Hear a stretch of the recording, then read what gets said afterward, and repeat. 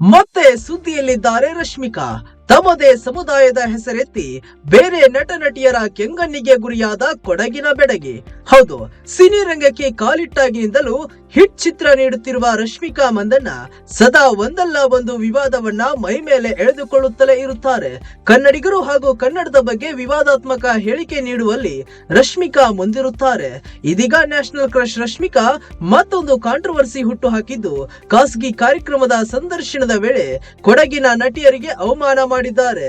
ಕೂರ್ಗ್ ಕಮ್ಯುನಿಟಿಯಿಂದ ಯಾರು ಸಿನಿಮಾಕ್ಕೆ ಬಂದಿರಲಿಲ್ಲ, ನಾನೇ ಮೊದಲು ಎಂದು ಹೇಳಿದ್ದಾರೆ. ಈ ಹೇಳಿಕೆ ಕನ್ನಡಿಗರನ್ನ ಕೆರಳಿಸಿದೆ. ವಿ ದಿ ವುಮೆನ್ ಎಂಬ ಬರ್ಕ್ ದತ್ ನಡೆಸಿದ ಸಂದರ್ಶನದಲ್ಲಿ ಪಾಲ್ಗೊಂಡಿದ್ದ ರಶ್ಮಿಕಾ ಮಂದಣ್ಣ ಹೇಳಿಕೆಯೊಂದು ಈಗ ಚರ್ಚೆ ಹುಟ್ಟು ಹಾಕಿದೆ. ರಶ್ಮಿಕಾ ಮಂದಣ್ಣ ಸಿನಿಮಾಕ್ಕೆ ಎಂಟ್ರಿ ಆಗೋ ಮುನ್ನ ಕೂರ್ಗ್ ಕಮ್ಯುನಿಟಿಯ ಅನೇಕರು ಸಿನಿಮಾ ರಂಗದಲ್ಲಿ ಸಾಧನೆ ಮಾಡಿದ್ದಾರೆ.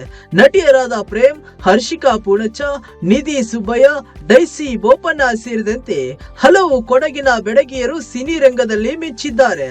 ಕೊಡಗಿನಲ್ಲಿಯೇ ಹುಟ್ಟಿ ಬೆಳೆದಿದ್ರು ತನ್ನದೇ ಸಮುದಾಯದ ಕುರಿತು ನಟಿಗೆ ಜ್ಞಾನ ಇಲ್ಲ ಎಂದು ನೆಟ್ಟಿಗರು ಟ್ರೋಲ್ ಮಾಡುತ್ತಿದ್ದಾರೆ. ಕೊಡವ ಸಮುದಾಯದಿಂದ ಪ್ಯಾನ್ ಇಂಡಿಯಾ ಸಿನಿಮಾ ಮಾಡಿದ ನಟಿ ತಾನು ಎಂದು ಹೇಳಿಕೊಳ್ಳಬಹುದಿತ್ತು. ಆದರೆ ಕೊಡವ ನಟಿಯರಿಗೆ ರಶ್ಮಿಕಾ ಅವಮಾನ ಮಾಡಿದ್ದಾರೆ ಎಂದು ಆಕ್ರೋಶ ವ್ಯಕ್ತವಾಗುತ್ತಿದೆ.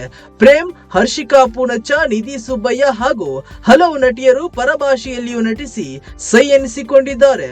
ಕೊಡವ ಕಮ್ಯುನಿಟಿ ಜನರಿಂದ ನನ್ನನ್ನ ಜಡ್ಜ್ ಮಾಡಲಾಗಿದೆ ಎಂದು ನಟಿ ಸಂದರ್ಶನದಲ್ಲಿ ಒತ್ತಿ ಹೇಳಿದ್ದು, ಅದೇ ಸಮುದಾಯದ ಜನರು ಇದೀಗ ನಟಿಯ ವಿರುದ್ಧ ತಿರುಗಿ ಬಿದ್ದಾರೆ. ಇನ್ನು ಸಂದರ್ಶನದಲ್ಲಿ ಅನೇಕ ಖಾಸಗಿ ವಿಷಯಗಳನ್ನ ರಶ್ಮಿಕಾ ಹಂಚಿಕೊಂಡಿದ್ದಾರೆ. ಸ್ಮೋಕಿಂಗ್ ಬಗ್ಗೆಯೂ ಹೇಳಿದ್ದಾರೆ. ಸಿನಿಮಾವನ್ನ ಸಿನಿಮಾ ಆಗಿ ನೋಡ್ತೇನೆ, ನಾನು ಸ್ಮೋಕಿಂಗ್ ಇಷ್ಟಪಡೋದಿಲ್ಲ. ಸಿನಿಮಾದಲ್ಲಿ ಕೂಡ ಸ್ಮೋಕಿಂಗ್ ಮಾಡುವಂದ್ರೆ ನಾನು ಮಾಡೋದಿಲ್ಲ ಎಂದು ರಶ್ಮಿಕಾ ಹೇಳಿದ್ದಾರೆ.